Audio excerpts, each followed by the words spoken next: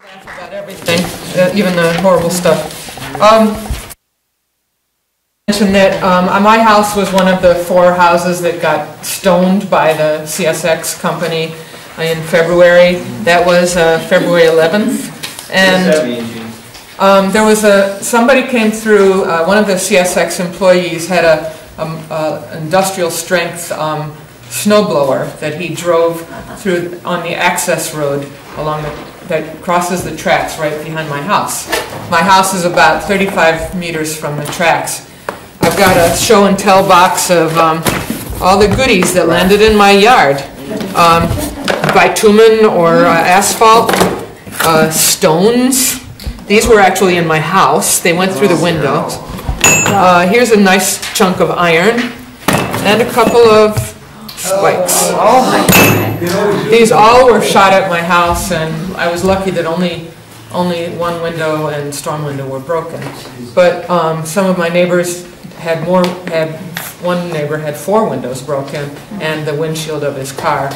But you know, that's just property damage. If there had been anybody in the backyards at that time, it was 10:15 in the morning and it happened.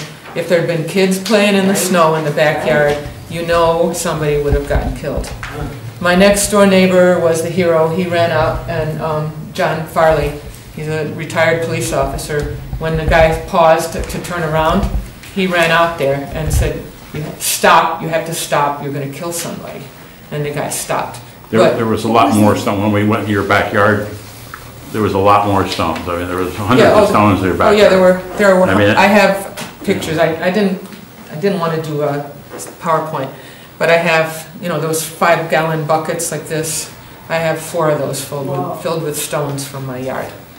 Are you implying that they did it on purpose, or just by Well, they were purposely snow blowing, yeah, but they stupidly used equipment that should never have been used in a populated area.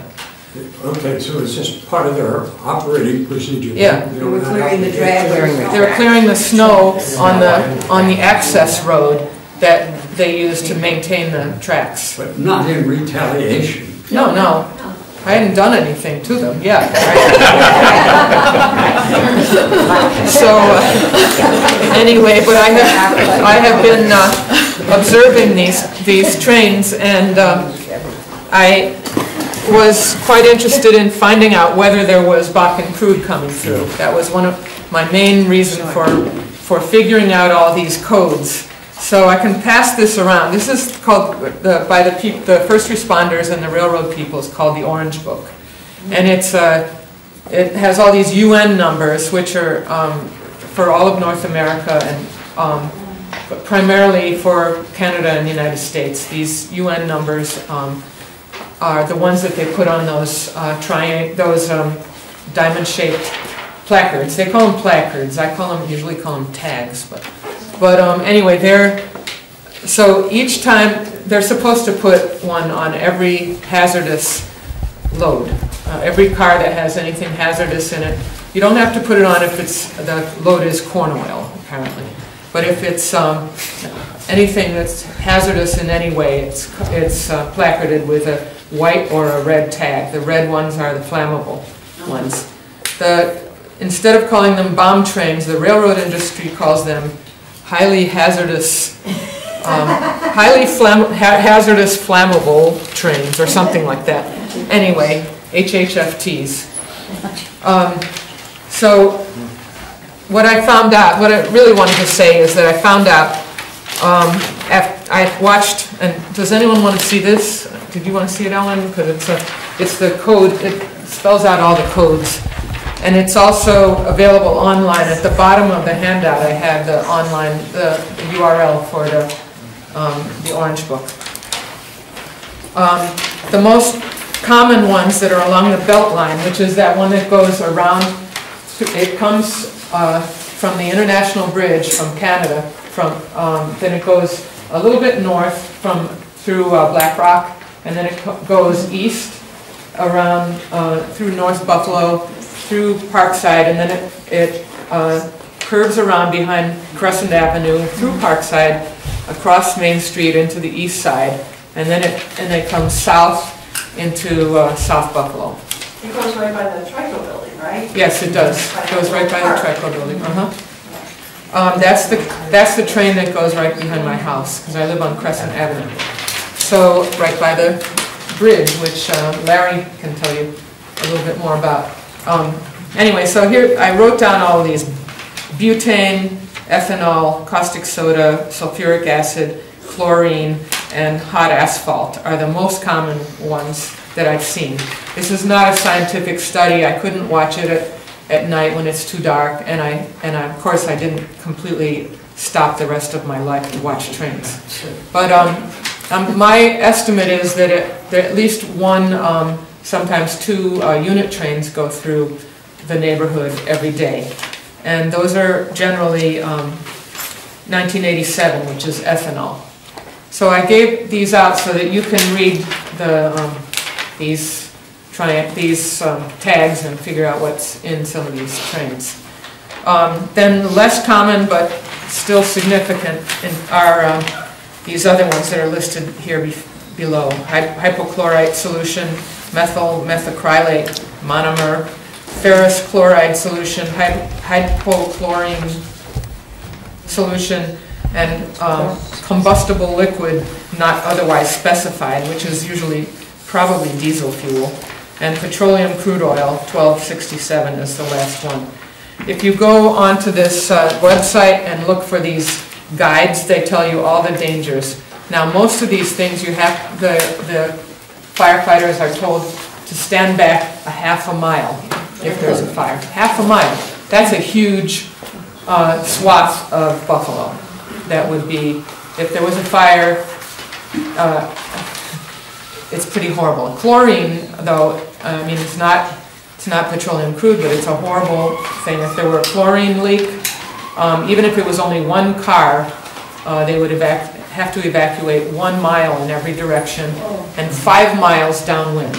You can find out about the Chlorine Institute has a very nice page online that you can read about what would likely happen, and it's deadly. It stays down on the ground. It's heavier than air, so it poisons people. It was used as poison gas in World War I, and now it's outlawed as a weapon. But we have a lot of it going past every day. It's 1017. So basically, that's what I figured out, and Larry Brooks, who's here, and I went, he's my neighbor that lives on the same block. We went to a meeting of the local emergency planning committee, which is a federally mandated committee in Erie County that is mostly supposedly has 150 volunteers in it. Firefighters are probably the number one ingredient, and then there's a lot of people from industry, the exact industries who are feeding this horrible pipeline of poisons. So we went to that and trying to find out what the plans were for evacuations. And so they basically said they have a phone list, and they would call everybody up if they had to be evacuated. And then Larry asked, well, what if the people don't have a landline, or, you know, he said, well, we'd go door to door. Well, they're not going to go door to door if the place is in flames, you know that. So, I mean, and if it's... Plus, they have to be half a mile away. So No, not the fire. oh, sorry. Yeah. It's evacuation of gas. Oh, Yeah. I'm surprised about that because there was an opportunity to say you would participate in some sort of a notification thing if you live in the city. And so I guess I did it. And so now I get these little things about snow closings and things. Yeah. You mean they're not using that? Yes. they Oh, use yeah, they that. are. Oh, okay. The way it works is somebody's got to call 911. And then 911 sends out the alarm to the first responders first, and then a code red to all the people for whom they have phone numbers. If they don't have cell phone numbers, and if a resident is not home, well then of course they're not going to get the message. So this only covers some small percentage of people who might be present at the time. And then they're supposed to go door to door, but all their manpower may be tied up with fighting a chemical spill or a fire. So they wouldn't have personnel to go door to door. And what I was told by a fireman was, just get in your car and get out of there. Well, how would you know? Like, some shift workers might be sleeping in the middle of the day, and they wouldn't know that there was a spill down the street. They'd be sleeping, and then just slip right into the big sleep. So the problem, and Rita, it wasn't fair or accurate to say that the first responders are not equipped or trained. They are equipped and trained here. The problem is in the response time. And it would take some time for them to get the alarm, to get to the site, to identify what the problem is. And they do have equipment like Gina and I saw the chemical truck, the chemical spill truck, but it's at Jefferson and William Street or someplace like that. So it would take them maybe a half an hour to get it to the site. So the problem is the response. I mean, the fire could start right away and burn out of control for 20, 30 minutes before a first responder got there with the proper equipment. So that's I think the critical issue is that the response time is just not instantaneous, but the accident would be, and the residents are at risk immediately. Yeah. And there's another problem is the bridges. There's about 30 bridges that are on the belt line, and some of them, a lot of them are more than 100 years old. And the one by my house, it was from 1910, and it's a concrete. Maybe you can explain it better, but it's a steel bridge with concrete encasing it, and it's. There's already been incidents where the chunks of concrete have fallen and people have complained to the city, you know. But the problem is that these bridges belong to CSX. They don't belong to the city, so the city is not taking responsibility for them. CSX is supposed to. So, I mean, both of us and I don't know how many other people have tried to contacted CSX about the bridge, and they just say it's been inspected, you know, it's fine. So, and yet, the issue is that no government agency has jurisdiction over CSX to maintain their private property, and CSX has a history. They're notorious for lapses in maintenance. And for those of you who have never heard this story, go online to read about the CSX derailment in Delaware in the 1990s. It's an extraordinary story because the CEO of CSX deliberately and consciously reduced their maintenance plan. There was a derailment of a passenger train that killed 8 and injured maybe 80 more. And CSX, it was an Amtrak train, excuse me, that's critical. It was an Amtrak train that derailed. And CSX went door to door for the survivors and gave them a $100,000 payout. And one of those survivors, the widow of a DC policeman, refused the payout because she knew something was wrong. And so she took the case to court, and they found out that the CEO was criminally negligent. But the CEO of a corporation seldom, if ever, gets a criminal punishment for that. So the corporation had a civil penalty of $100 million. And when Amtrak uses a CSX track, they have to sign an agreement which indemnifies CSX from any damages. So what happened was Amtrak, meaning us, the American taxpayers, paid the $100 million fine for the CEO's negligence, criminal negligence. And that CEO, John Snow, you know what his punishment was? George W. Bush made him Treasury Secretary in 2001.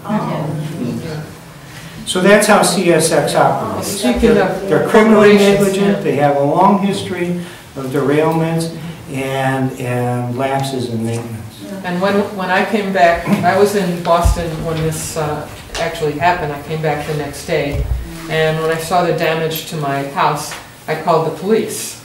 And they said, oh, you don't need to file a report because it was CSX and they're taking responsibility. Well, if that had been human beings, if there had been a gang of kids out there on the tracks throwing stones through people's windows, you know they would have been in handcuffs, and it would have been a big scandal, and they would have been in the newspaper. This wasn't even covered by the Buffalo News. It was on TV. There were a couple of TV stations apparently came out when the residents called them, but so you can see this whole thing about corporations are persons and they have a right to free speech.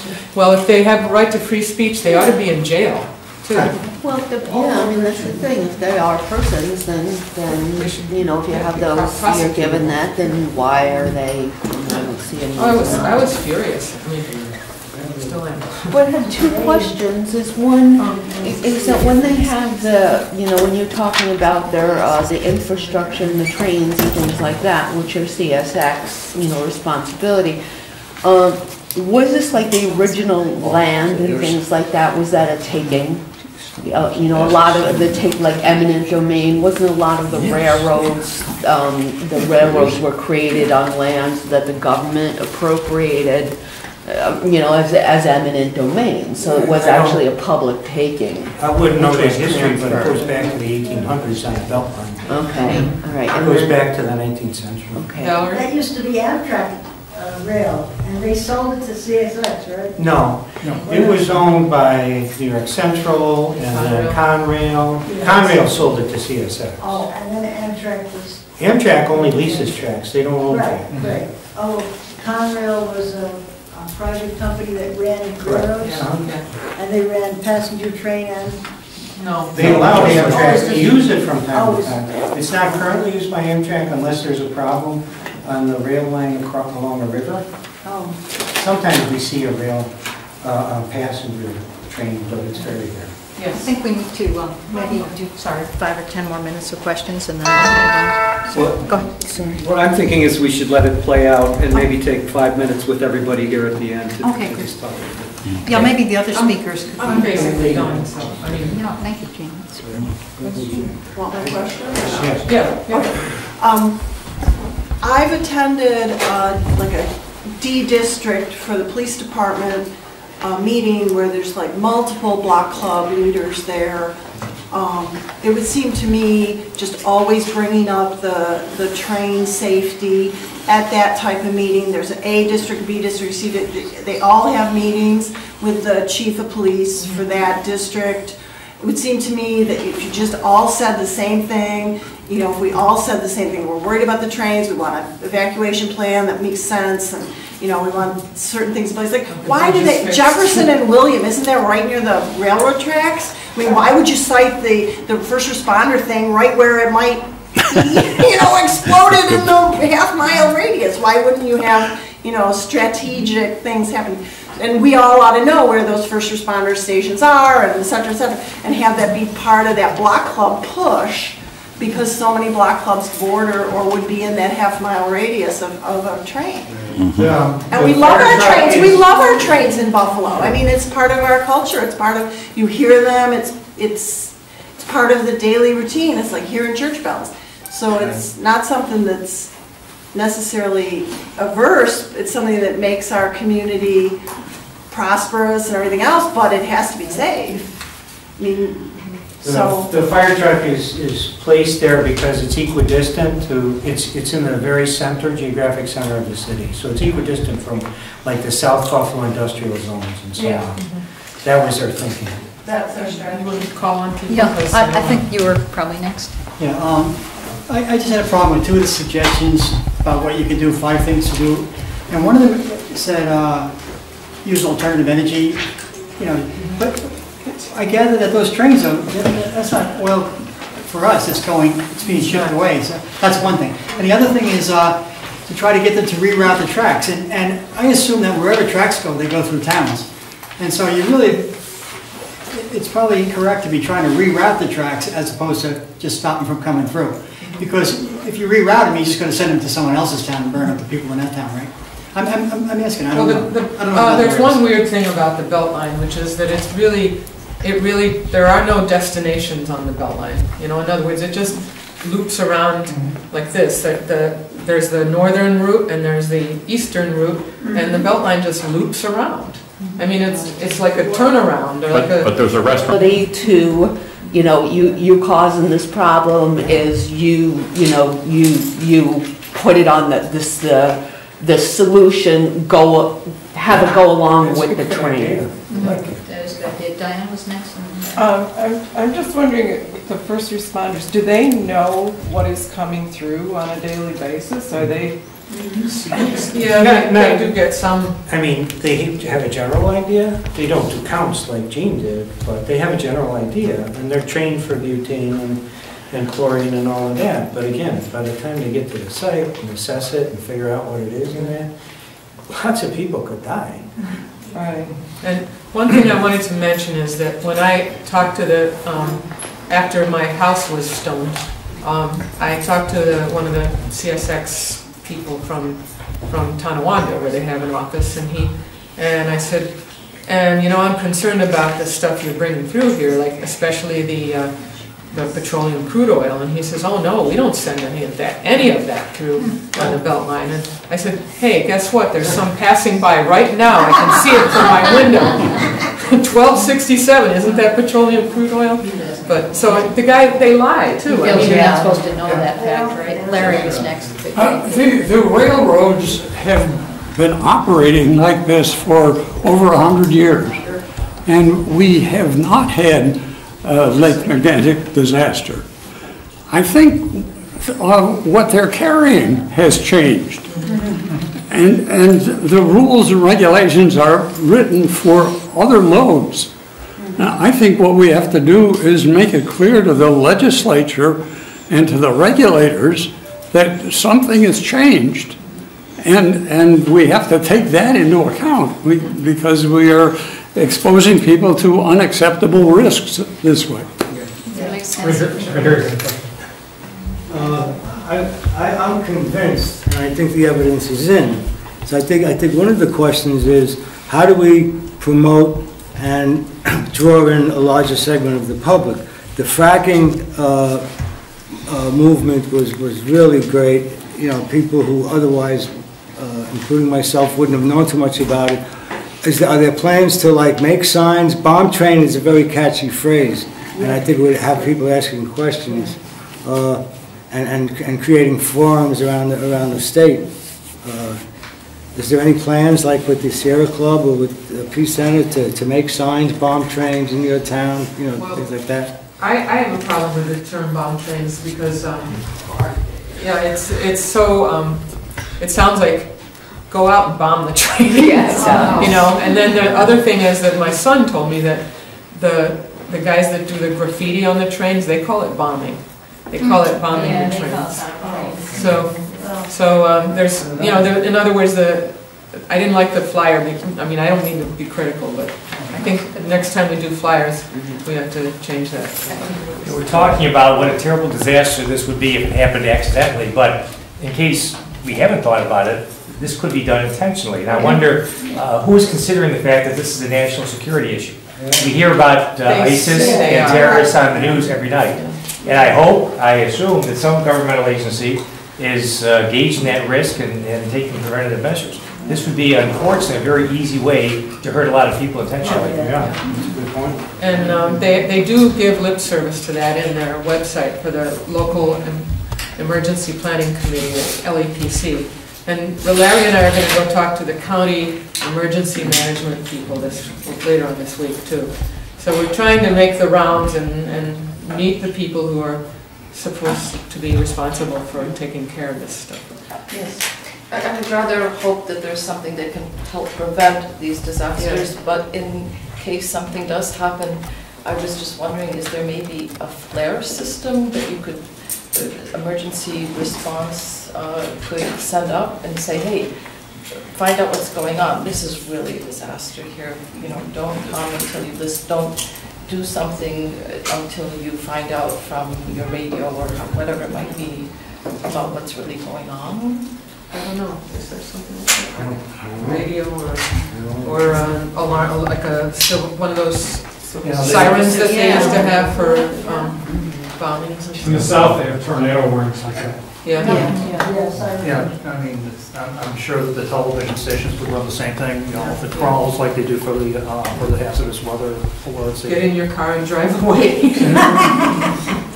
I did find out that through someone I know who works for the Hamburg Police Department, ironically, some of us were trying to get to a renewable energy meeting, and we were stopped by a train that was parked on the tracks in Hamburg. And I told my friend about that, who lives nearby, and her husband's with the police department there. They said that is completely illegal, so if you see a parked train anywhere, you're supposed to call the local police department, and at least in Hamburg, they supposedly They have a rule against that, but there's a big hole in that rule that's big enough to drive a train, which is, they're not supposed to leave the train and go eat at Denny's, which they do behind my house. I mean, it's over by Delaware Avenue. They park the train and they go into Denny's. And they get their food to go, and they're gone for about 15 to 20 minutes. I'm just thinking that's one thing. But they're not supposed to do that. There is a regulation saying you're not supposed to do that, but they can do it if the railroad has a plan to do that and has told the local police. So they always have a plan, you know. I mean, there's a plan in some drawer somewhere. So people have tried to go after them for that, but it's not a regulation that sticks, that has any enforcement. Charlie, I had a question for you about the shipments going over to Albany and being barged down the Hudson River, because I was just actually on a train going down the Hudson River not long ago. The Hudson River freezes in the winter. What do they do then? Do they have shipments going on all year? According to PAWS, actively involved with PAWS, they have icebreakers going up and down the river. Because besides the Port of Albany, there's the Port of Queens, which is a cement port, and there's lots of activity there. So the driving force for keeping the ice free, you know, keeping the river clear enough for shipment is huge. So it continues on during the winter time. Oh, okay. Because the rail tracks down the Hudson are passenger only. No, the passenger ones are on the east side of the river, and the freight, the back and crude, is on the west side. Lots of it. So. I stand corrected. I So- know the tracks that Amtrak. Yeah, actually, if you go from Albany to New York City on Amtrak, you won't run into a back end. It's a safe trip. You won't run the risk of running into a back end train. But if you go between Albany and Buffalo, you're going to see a lot of them. So. I was in my hometown of Schenectady. I was staying with a friend who lives about here to that next building of the train tracks in the Stockade, which is one of the most well-preserved 18th century neighborhoods in the country, if not the most. And I mean, everybody's house and everybody's life is greatly valuable, but I'm just thinking. It's actually 17th century. Some of it's 17th, then it was burned once before, but that was a real long time ago. But, you know, it would just be extremely tragic if that whole place just went up. The other issue for Schenectady is the Great Flats Aquifer, which feeds a couple 100,000 people north of Schenectady. So sure. The back and crude train runs for 10 miles over that aquifer system, which is if they have a leak of one tank or 5 tanks or whatever, that will permeate into that soil and basically forever pollute that aquifer, because the experience in Minnesota, where they're still trying to clean it up from a 1979 spill, and they still haven't gotten the aquifer clean. So once it happens, it's a permanent condition on the scale of a lifetime of a human being. I mean, it's absolutely insane to risk these aquifers, particularly in this day and age with droughts all over the place. So. Well, thank you, everybody. One more question? Yeah, quick comment question. It's fair to say that there has been training and there's equipment available, but when we go back to the scale of the accident that occurred there, to know that there's one truck that's going to be responding with that specific equipment is, you know, open to discussion. And then anyone who has a thought or has experienced this, if you're talking about the Keystone Pipeline, right, which has been in the news, one of the things that keeps coming up is, well, if we don't get approval for this, there are going to be more trains. Right. So if anyone can help us in a conversation like that, we don't want the pipeline, we don't want the train. Right. What's the answer over the short term, as far as what we can do? And any thoughts? I mean, I'm just raising the question. Even if they got the pipeline, they'd still use the trains, because the trains are great for them, because they could send, whenever they got an extra high yield, they can send it to all the different refineries. Pipeline will only take it to one place. And the Keystone line was primarily proposed for the tar sands oil from Alberta, not the North Dakota shale oil. So they essentially wanted to dedicate it for the Canadian oil to get to the Gulf. But also they have that pipelines break, like in Michigan on the Kalamazoo River, they're still cleaning that up. But that was a year or two ago, a couple years ago, when that pipeline broke, and that's huge. Yeah, that's that oil from up in tar sands oil. But so pipelines aren't any better, right? They break. Well, the fossil fuel is at the heart of all of this. I mean, these other chemicals are obviously shipped, and that could be taken care of by better regulations and more liability for the rail cars. But what we're mainly talking about here is some of the effects of fossil fuels. And the rail cars, they are making them stronger supposedly, but the changes that they've made are nowhere near adequate. And those were the improved ones that derailed and broke open in West Virginia. So in the recent. Yeah, you'll see happy talk letters from corporate people in the papers saying, "Oh no, we've got that under control. We fixed all our rail cars, and everything's good. Don't worry." Trust us. One more. Okay. Yeah. Isn't there some federal legislation coming through about transportation infrastructure? Well, that needs to be, finalized and worked on or whatever. And where does this issue fall in that? And can the liability issues and some of those things be dealt with in that legislation? Because it's going to be, about Amtrak lines and CSX and bridges and all that stuff kind of all comes together in that, doesn't it? Yeah, if I can take advantage of my position here, none of that's going to be passed or even close till 2016 at the earliest. It's just something Congress is not. But I'm saying, are there regulations in there that require better tankers and better repair of bridges and more liabilities? Probably. More first responder stuff available along these The current Congress routes? is all about getting rid of whatever regulations we have about anything, so you will not see those things happening, in my opinion. It's just my opinion, so I'll sit down and let someone else talk until after the next election. Yeah, the federal government's about to release some guidelines on this and about the tanker car safety, and they're seem to be under pressure to do it. The Governor Cuomo just increased the tax, the oil tax of oil being shipped through and into New York State from North Dakota. He increased the total tax now that Governor Cuomo now charges for each gallon of back and crude is equal to 0.003 cents per gallon. So the next time you fill up your car and note the 50 cents a gallon, whatever it is, tax, think of that 0.003, 1/3 of a penny per gallon for back end crude. This is nothing. The companies disappear. Once there's an accident, they're gone. We've declared bankruptcy. We're gone. We're forming the next company to figure out how to do something else. So. Okay, thank you very, very much. I think Rita has left us, but thank both of them.